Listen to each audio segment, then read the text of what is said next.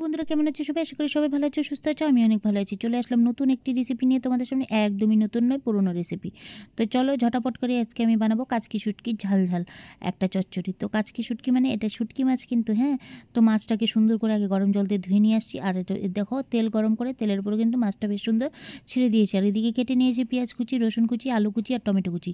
তো একদম সুন্দর করে মাছটা লাল লাল করে ভাজা কমপ্লিট। ওই মাছ ভাজা তেলের উপরে ছেড়ে দিলাম কিন্তু আলুগুলোকে বেশ সুন্দর করে লাল লাল করে একটু ভেজে নেব। যেহেতু আলুটা আগে একটু না লাল লাল করে ভেজে নিলে হবে না। তো এটা কিন্তু বেগুন দিয়ে বানালে দারুণ লাগে খেতে, কিন্তু আজ আমি বানাবো পেঁয়াজ আর আলু দিয়ে আর টমেটো দিয়ে। তো চলো এটাকে সুন্দর করে লাল লাল করে ভাজা কমপ্লিট আমার আলুটা। এখন এর মধ্যে ঢেলে দিলাম কিন্তু পেঁয়াজ কুচি, রসুন কুচি আর টমেটো কুচি।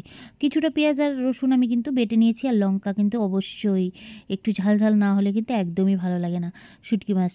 তো চলো কে কে শুটকি খেতে ভালোবাসো কমেন্ট বক্সে অবশ্যই জানিও। আর আমার এই মিনি ব্লগগুলো যদি তোমাদের ভালো লেগে থাকে অবশ্যই একটা কমেন্ট করো।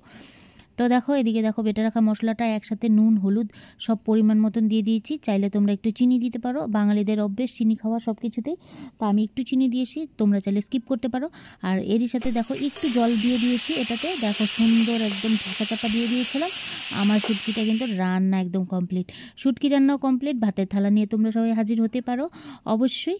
আর যদি ভালো লাগে থাকে ভিডিওটা লাইক কমেন্ট শেয়ার করতে কিন্তু অবশ্যই ভুলবে না। বন্ধুরা দেখো লাইক শেয়ার করতে কিন্তু একদমই পয়সা লাগে না, একটুকু কৃপণতা করো না প্লিজ। এই ছোট্ট ভিডিওগুলোতে তোমরা কিন্তু একটু লাইক শেয়ার কমেন্ট অবশ্যই করতেই পারো। তো আজকের মতো আসছি, আগামীকাল চলে আসবো আর একটি নতুন ব্লগ নিয়ে। ততক্ষণ পর্যন্ত তোমরা সুস্থ থেকো, ভালো থেকো, টাটা।